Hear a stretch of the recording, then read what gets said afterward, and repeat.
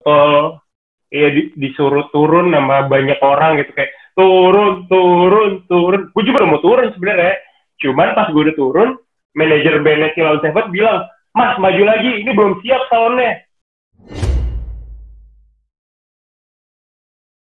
Kembali lagi di Berbisik Season 2, berbincang pensi dan musik. Kali ini gue bersama MC yang gokil sih, penyiar radio juga, bisnis fashion juga, dan juga jurnalis musik, yaitu Akbar. Hey Akbar. Halo Gal, apa kabar teman-teman dari Event ID? Ya, salam kenal, terima kasih sudah diundang di malam atau siang atau sore ini, atau kapanpun lo nonton gitu ya. Gimana? Sehat kabar? Sehat, alhamdulillah. Paling ya jam tidur aja lagi suka berantakan. Di awal kan sempat disebutin kan jadi reporter musik atau jurnalis musik. Nah itu sempat sejak kapan? Ya sejak apa? Sejak kuliah kah? Sejak SMA kah? Itu dari kapan tuh? Oke. Itu sebenarnya ceritanya waktu kelas 1 SMA kayaknya. Waktu itu lagi ada liburan kenaikan kelas, terus bokap gue tuh orangnya tuh yang maunya anaknya tuh kayak produktif mulu gitu. Sedangkan anaknya pasti maunya main-main aja ya nggak sih. Terus ya udah kayak dikirimin satu potongan iklan gitu di koran Kompas, kayak paling cuma segini iklannya, cuma setengah kecil doang gini. Bokap gue emang baca koran mulu dari kecil gitu, dari gue kecil. Ya udah kayak ada lowongan untuk magang anak SMA di Kompas gitu kan. Terus kayak ya Kompas kan salah satu koran yang paling gede banget gitu, media gede banget. Terus ya gue juga gak peduli lah, gue gak tertarik lah gitu. Sampai akhirnya deadline itu kalau nggak salah tanggal 18 Agustus atau apa gitu. Nah gue tuh sampai H-30 menit H30 menit gitu ya, itu masih belum ngirim gitu, kayak belum bikin CV atau apapun. Terus bokap kayak nanyain marah-marah gitu. Terus udah akhirnya kayak gue kirim kepaksa aja gitu kan, biar bokap anteng. Ternyata habis itu selang 2 minggu dipanggil untuk interview. Habis interview terus disuruh kirim tulisan bla bla bla. Akhirnya singkat cerita akhirnya gue magang lah di Harian Kompas selama sebulan. Jadi kayak ditempelin sama satu jurnalisnya Kompas langsung. Terus kita ya udah gue ikut dia terjun kerja di lapangan seperti apa, dan dari situ akhirnya gue nulis, bisa nulis, akhirnya belajar nulis segala macam, gimana untuk di koran cetak segala macam. Terus akhirnya pas tulisan gue sendiri tayang di koran gitu kayak wow, bangga banget gitu kan, kayak priceless banget gitu. Udah gitu dari situ gue mikir gitu kan, dulu tuh temen-temen gue kayak seru banget ya nonton konser ini itu segala macam. Terus gue tuh gak mampu gitu buat nonton konser gitu. Jadi kayak gimana ya caranya ya, kayak gue dulu cuman kayak ngeliatin review konsernya doang. Dulu ada Fall Out Boy Indonesia, terus gue liat reviewnya gitu. Gue bacanya juga di majalah Hai, tapi gue gak beli gitu. Gue kayak ke abang-abang jualan majalah, gue numpang baca gitu abis sholat Jumat, tau gak sih? Gue kayak gitu, gue sering banget kayak kalau nggak ke Gramedia gitu, kayak gue numpang baca majalah sih gitu. Gue cuman kayak nge-review, baca reviewnya, terus kayak ngimajinasiin gimana ya serunya kalau gue ada di konser itu gitu. Terus kayak baca tulisan review konser tuh kayak buat gue ngobatin orang-orang yang nggak bisa di lokasi gitu, entah karena masalah waktunya nggak ada atau mungkin masalah finansial kayak gue saat itu gitu kan. Dan udah akhirnya gue mikir kayak seru banget ya kalau bisa jadi jurnalis musik gitu, nulis tentang musik itu, bisa dapat akses konser gratis, tiket gratis ya kan, terus bisa ketemu musisinya lagi kalau untung-untung gitu. Kayak enak banget gitu kan. Ya udah akhirnya gue dengan modal gue pernah nulis di Kompas segala macem, gue akhirnya bisa dapet jalan untuk nulis di beberapa situs musik, jurnalis musik. Dan dari situ akhirnya kebuka lah. Akbari tidak pernah bayar nonton konser apapun di dunia ini. Konser pertama yang lu datengin? Konser pertama yang akhirnya gue datengin, gue akhirnya inget ini orang beberapa kali nanya, gue kayak lupa gitu kan. Ternyata ada nama bandnya Cobra Starships. Jadi mungkin kalau lu search lagi itu era-eranya Fall Out Boy lagi jaya banget, terus Panic at the Disco baru muncul. Jadi itu dulu Adri Subono tuh, belum ada Ismaya dulu, Java Musik Indo yang paling berjaya. Nah, itu dia datang ke Indonesia, itu gue liputan itu. Dari situ akhirnya banyak, akhirnya alhamdulillah, maksudnya alhamdulillah sih. Kayak gue interview Steve Aoki udah 2 kali, terus ya ada lah beberapa gitu-gitu, seru sih jadinya. Jadi banyak pengalaman yang akhirnya apa ya, buat gue sih ini nggak bisa dibeli gitu, sekalipun mungkin punya uang gitu. Kayak temen gue kayak mungkin waktu era-eranya DWP awal-awal gitu, temen gue tuh ada yang kayak tajir banget gitu, yang kayak dia sombong gitu, beli DWP yang kelas atas gitu kan, ya si IT gitu. Tapi tetap kalah sama ID pers gue yang di DWP gitu, karena lebih sakti. Itu dia cuy. Jadi jurnalis musik tuh ada keuntungan di situ. Ilmu hidup juga sih ya, bagi lo ya. Iya, gue gak mampu nonton konser ya, itu dari situ triggernya. Jadi beda lu SMA mana sih? Bogor ya? Gue SMA Jakarta Timur, SMA 12 di Kebon Singkong gitu. Terus kayak tempatnya Bronx gitu cuy. Kalau siang banyak preman, malam banyak jablay. Ya. Sumpah. Terus gue anak Rohis cuy dulu. Iya. Lu anak Rohis? Apa? Bisa lu anak Rohis? Iya, gue anak cupu banget cuy. Tapi di SMA lu dulu ada pensi-pensi kayak gitu sih? Itu dia. Sekolah gue tuh sorry batuk. Jadi sekolah gue tuh apa ya? Bukan sekolah yang terkenal gaulnya banget gitu loh. Ya kan anak-anaknya terkenal anak kalem aja gitu, alim, sekolah gitu-gitu. Nah, cuma satu gitu geser dari luarnya gitu-gitu. Terus nggak jual tiketing gitu-gitu. Jadinya ya nggak apa ya, kurang prestis lah ibaratnya.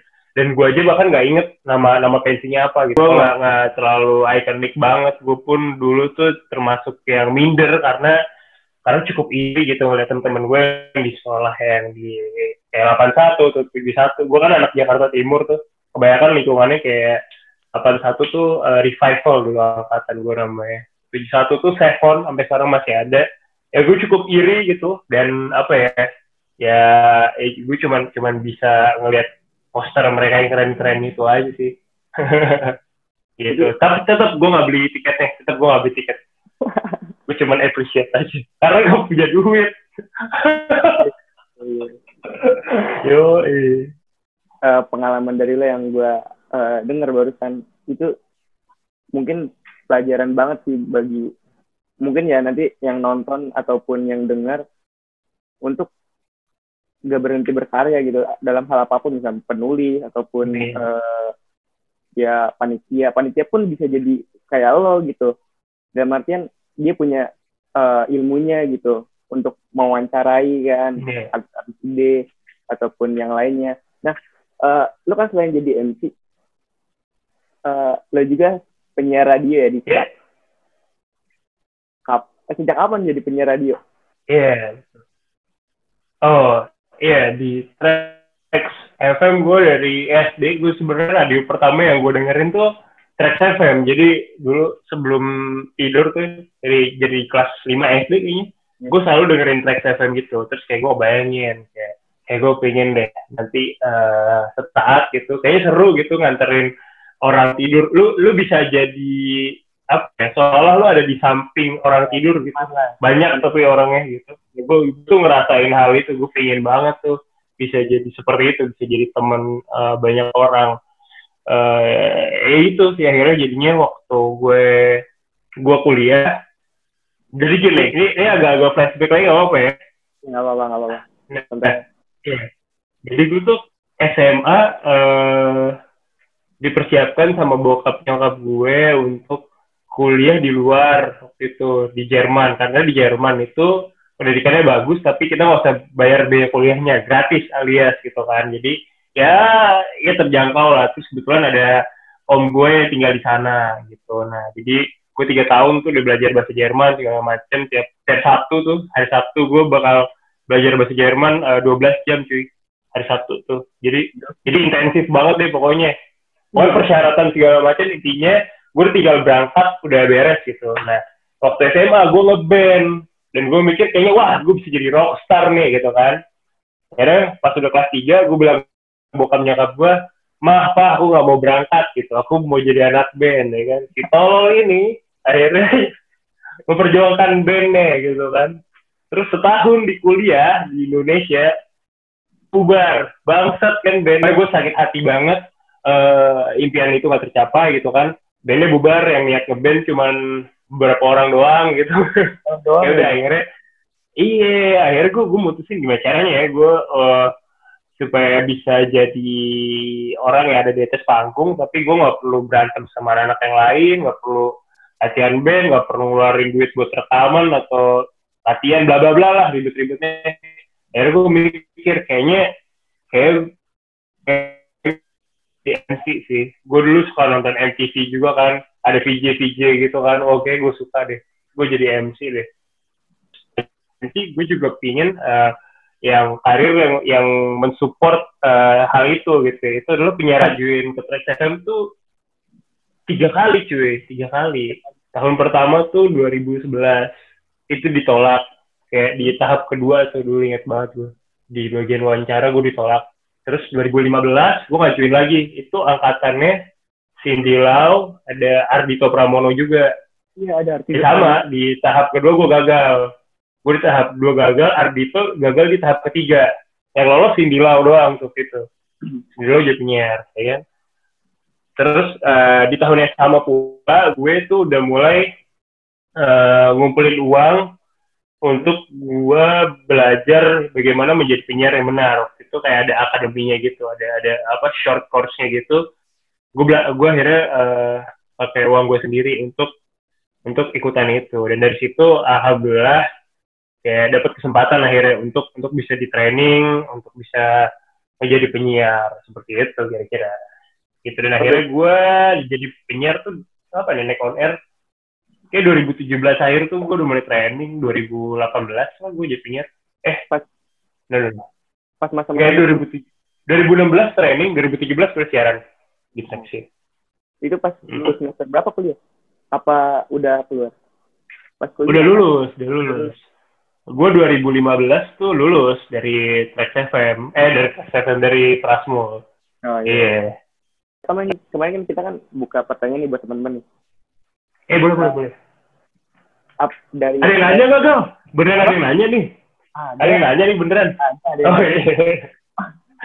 Apalagi followersnya cewek semua. Masa?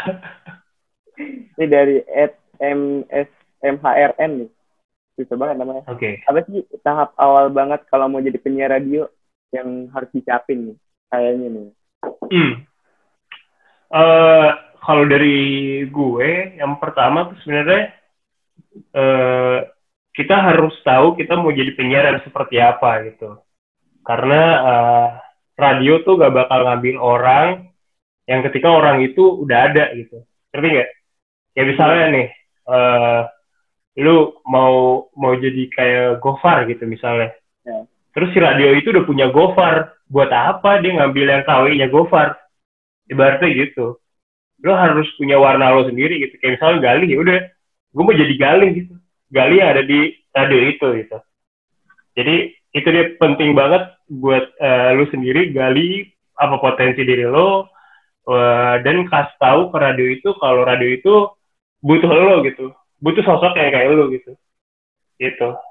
Gak apa-apa banget kita terinspirasi sama orang gitu. Cuman jangan menawarkan hal yang sudah ada. Gitu. Percuma gitu kan. Iya, misalkan lu udah punya HP, gue tawarin mau beli HP lagi nggak? Ya enggak lah, ya kan. Ya kecuali lu sultan gitu ya kan. Ya kan, ya itu, ya maksud gue mindsetnya seperti itu. Ya lu harus tahu apa yang mau lu tunjukin, apa yang mau lu isi gitu, apa yang mau lu warnain. Terus udah gitu, tahapannya adalah kalau sekarang yang paling possible adalah bikin bikin materi siaran sendiri gitu, materi kata. Isinya dari ada rumusnya station ID, konten, terus punchline. Itu durasinya maksimal mungkin 2 menit. Dari semua kata-kata itu udah tersampaikan. Itu biasanya di email aja, kalau sekarang sih di email radio-radionya itu bisa. Dan kalau memang mau jalurnya lebih pasti lagi, ya itu tadi ikut short course yang ada di radio-radionya. Jadi lo bisa belajar, dan kalau biasanya lulusan terbaiknya itu akan di karantina lagi tuh untuk bisa dapat kesempatan menjadi penyiar, seperti itu sih.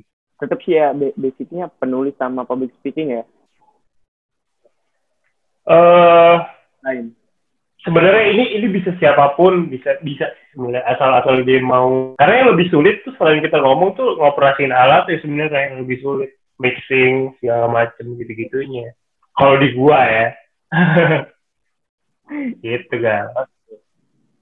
Pertanyaan selanjutnya nih dari Andreas CAZL. Modal utama menjadi seorang MC sebetulnya apa sih selain public speaking yang oke? Modal MC. Modal utamanya ya. Pastinya percaya diri ya. Percaya diri tuh udah pasti sih. Percaya diri, terus udah gitu suara yang tahan lama, dan ini lu mesti belajar teknik pernafasan gitu, karena lu bisa lihat mana MC yang memang well trained, mana yang enggak gitu, mana yang MC cuman modal bawel doang, mana yang enggak gitu. Karena gini, ada mindset di kita tuh, lu kalau mau jadi MC laku ya lu harus banci gitu, ya, atau nggak lucu gitu. Nah, gue tuh gak dua-duanya, gue tuh lucu juga enggak, gue banci juga enggak gitu. Jadi kayak maksud gue ya sebenarnya modalnya itu ya yang satu percaya diri sama karakter lo sendiri gitu. Mau lu kayak gimana pun, ya lu percaya diri sama apa yang lu punya gitu. Pahami konsep acara, karena setiap acara lu punya audiens yang beda, dan lu akan punya cara treat yang beda juga. Misalkan lu MC nikahan sama MC pensi pasti beda. Pensi tahun ini sama pensi tahun lalu itu juga pasti beda. Itu penting banget untuk lu pahamin tema acaranya apa, segala macam ya. Itu sih modal paling kecil ya. Dan yang setelah itu adalah perbanyak jam terbang kalau dari gue. Karena gue tuh sempet di tahun pertama tuh kayaknya gue jarang banget dibayar deh. Gue bener-bener kayak gue ambil semua MC. Gue pernah MC-in ibu-ibu senam, cuy, lu bayangin aja, anjir, aneh banget. Iya. Ibu-ibu senam, anjir, gue MC-in. Siapa lagi? Gue pernah MC-in prom anak SD. Jadi banyak sebenarnya gue MC-in acara-acara yang tapi gak gue publish gitu ya. Iya, untuk ngelatih mental gue sendiri. Itu penting untuk ngelatih mental. Sampai sekarang pun gue masih belajar kok untuk ngelatih mental. Itu penting banget sih. Jadi tadi percaya diri, perbanyak jam terbang, itu udah salah satu yang kunci utama sih. Oke, percaya diri, banyak jam terbang. Oh, iya, sama itu pernafasan yang benar. Iya, pernafasan. Oh iya, Akbar, lu pas awal MC nih, pernah nggak sih ada audiens, apaan sih, nggak jelas, apaan sih, gini banget. Iya dong. Sampai sekarang nggak, pasti ada sih. Itu pasti ada. Dan gue pernah di satu titik ya akhirnya tuh gue kehilangan jati diri gue sendiri, karena gue bingung gitu. Di otak gue tuh gue pengen impress orang-orang yang akan mau ngomong kayak gitu. Gue pengen impress supaya menghindari mereka nggak ngomong gitu. Tapi akhirnya gue jadi kehilangan audiens yang tadinya emang udah suka gue begitu. Gitu. Jadinya ya lu nggak akan bisa ideal mau gimana pun juga ya. Cuman ya seenggaknya lu di-hire sama orang yang punya acara, lu menyenangkan orang yang punya acara. Itu yang paling utama. Yang kedua ya lu akhirnya menyenangkan audiensnya gitu. Jadi dua komponen itu harus bisa lu selesaikan dengan baik. Kalau menurut gue sih itu sih simple itu ya.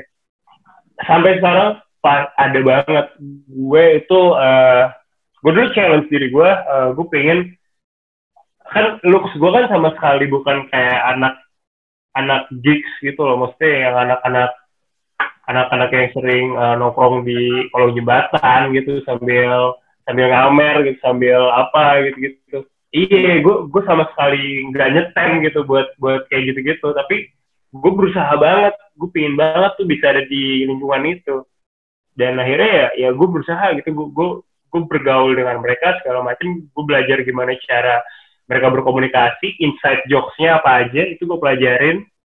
Biasanya akan punya bahasan-bahasan sendiri yang ketika gue bisa menyampaikan hal itu di atas panggung, gue akan dianggap teman oleh audiens-audiens yang lain yang memang relate gitu loh. Jadi gue pelajarin hal itu sampai sekarang, jadi apa ya, jadi pengingat juga buat gue kalau kalau gue harus tetap terus belajar, karena setiap audiens tuh akan beda-beda terus cara penyampaiannya, cara komunikasinya gitu sih. Gue pernah dilemparin botol juga, pernah lemparin botol, iya disuruh turun sama banyak orang gitu, kayak turun. Gue juga udah mau turun sebenarnya, cuman pas gue udah turun, manajer bandnya Kilau Seven bilang, "Mas, maju lagi, ini belum siap soundnya." Gue maju lagi akhirnya, tapi penonton nyuruh gue turun. Emang bangsat. Emang MC itu jadi tumbal kalau di acara, cuy. Bandnya belum siap, ya kan? MC suruh maju, ya kan? Padahal penonton maunya nonton bandnya. Gitu. Iya, jangan gitu, Pak. Jangan kan MC. Artis pun bisa dilemparin loh. Kayak modelnya Ardhito tuh pas dulu main di panggung, cuman kan waktunya sore tuh dia. Waktunya sore, diceritakan, soalnya di UUS, terus di UUS diceritakan. Gue waktu pas manggung, gak ada yang mau dengerin gue dilemparin botol yang isinya air kencing. Itu artis loh. Iya, mas gila itu sih. Maksudnya kita harus memahami audiensnya juga sih ya. Iya, itu penting. Oke. Pertanyaan ketiga nih, sebenarnya sama nih sama yang pertanyaan kedua, cuman lo apanya ada tambahan kan dari @akatbtnj, apa aja yang harus disiapkan sebagai MC? Ada tambahan lagi selain percaya diri, tadi pernafasan, sama mampu memahami si audiensnya yang beda-beda. Oke. Kalau semuanya udah lu terapin gitu ya, kalau gue waktu itu gue pasang target di setahun pertama gue udah harus MC di beberapa titik yang potensial menurut gue gitu. Dulu gue nganggap beberapa venue mall pertama kali. Gue harus cobain nih semua mall nih, mau di Jakarta Selatan, di Jakarta Utara, Jakarta Timur, segala macem. Ya gue cobain gitu. Habis itu iya gimana caranya ya, dulu gue samperin satu-satu gitu. Gue cari orang marketingnya gitu, kayak Mas nih kalau mau MC gimana caranya gitu. Gue ke sekolah pun juga dulu pensi gue nawarin, cuy, kayak gue bawa profil gue sendiri gitu, gue tawarin ke ketua OSISnya gitu. Diterima? Enggak lah. Ya gitu, nggak semuanya diterima, cuman pasti ada aja yang mungkin yang bisa nyangkut lah gitu. Dari 10 paling 3 lah gitu. Dulu gue tandain, gue itu, jadi jawabannya harus punya target tempat mana aja yang lo harus MC-in gitu, karena dari situ tuh akan macu lo untuk, oh ya gue harus di acara ini dulu, dari acara ini bisa ngebuka gue untuk acara yang ini, dan dari sini gue dapet link yang lain gitu. Itu sih penting menurut gue. Tapi perasaan lu nih yang di sekarang ya, kan pandemi ini otomatis kan virtual. Gimana sih rasanya virtual? Freak gak sih? Apa aneh banget sih. Apa ya? Buat gue sih kan ada yang virtualnya, ada yang kayak gini kan, cuma dari Zoom aja gue bisa di rumah gitu kan. Yang kayak gini mungkin udah mulai terbiasa gue. Tapi ada yang guanya tetap harus di studio, terus treatmentnya banyak kamera gitu. Rasanya aneh sih. Ada bahkan yang gue MC nih ya, gue MC gue belum tahu gestarnya siapa, tapi gue udah harus ngomong dulu gitu buat direkam. Lucu kan? Iya, kayak gitu. Gue ya ada aja langsung komen di kolom komen gitu. Kan kalau biasanya mungkin orangnya mendem-mendem doang gitu, atau mungkin ya paling teriak cuman nggak kedengeran sama gue langsung dari atas panggung. Cuma kalau sekarang gue bisa lihat di komennya gitu. Itu sih. Ya emang tantangannya aneh sih menurut gue. Terakhir nih, mungkin Iya boleh. gue yang nanya nih, kenapa lu suka banget dengan tertanduk ataupun rusak, dan pesannya ke depannya buat yang nonton nih, pesannya apa dari lo? Itu sih dua dari gue. Oke, mantap gak? Thank you. Dari gue sebenarnya logo rusa itu sebenarnya adalah pembeda gue aja sih sebenarnya. Gue tuh bayangin dulu kan gue tuh dulu sekolahnya sekolah bisnis. Jadi gue terbiasa untuk bikin analisa gitu untuk diri gue sendiri. Jadi kayak gue bikin SWOT. Lu tau SWOT ya kira-kira? Strength, weakness, opportunity gitu kan. Terus threat gitu, bikin kotak gitu gue bikin kotak gitu. Terus untuk diri gue masuk ke dunia pensi waktu itu. Terus kayak akhirnya gue ketemu gitu ya waktu itu di situ MC pensi saat itu tuh ternyata basicnya udah terkenal, kalau enggak penyiar radio gitu, ya kan? Dan gue bukan kedua-duanya itu gitu. Terus gue lihat lagi, gue analisa lagi, ternyata MC-MC yang sudah terkenal itu umurnya di atas 30 tahun semua, ya kan? Dan gue masih di bawah itu. Berarti gue punya kesempatan untuk gue bisa lebih relate dibandingkan audiens yang ada gitu. Audiensnya kan pasti masih SMA segala macam. Nah itu dijadiin opportunity gue akhirnya. Terus apa lagi yang pembeda? Mereka nggak punya logo gitu. Lu tau gak sih dulu tuh poster acara gestar MC itu cuman jadi apa pelengkap doang gitu, kayak cuman ya udahlah ada MC aja nih gitu. Terus kayak tulisannya pakai font doang, terus kecil. Orang juga gak peduli gitu kan. Iya, kayak gue pingin kayak harapan gue tuh orang datang ke pensi bukan cuman buat mau nonton gestarnya doang, tapi dia juga pengen ngeliat langsung nih si MC-nya di atas panggung. Gue pengen bikin seperti itu gitu. Dan akhirnya berarti gue harus ada sesuatu nih, harus ada branding. Ya udah akhirnya terciptalah logo si tanduk rusa itu. Nah, logonya itu sebenarnya gue ambil dari huruf Y belakang gue, Akbari, huruf Y-nya kan ada rusanya gitu. Ya udah artinya tuh sebenarnya kalau rusa tuh binatang yang bisa bertahan di segala habitat. Jadi harapan gue misalkan lagi musim pilpres, lagi kayak pandemi sekarang gini, ya gue tetap bisa bertahan gitu, gue tetap bisa dapat job lah ibaratnya seperti itu, doanya seperti itu. Gitu sebenarnya. Kalau tertanduk sendiri itu perpanjangan branding dari tanduk rusa sih. Karena orang udah kenal gue, oh ini si MC rusa nih, MC tanduk rusa, terus podcastnya apa namanya gitu. Gue tuh nggak mau yang pakai bla bla bla talk atau bla bla bla podcast gitu.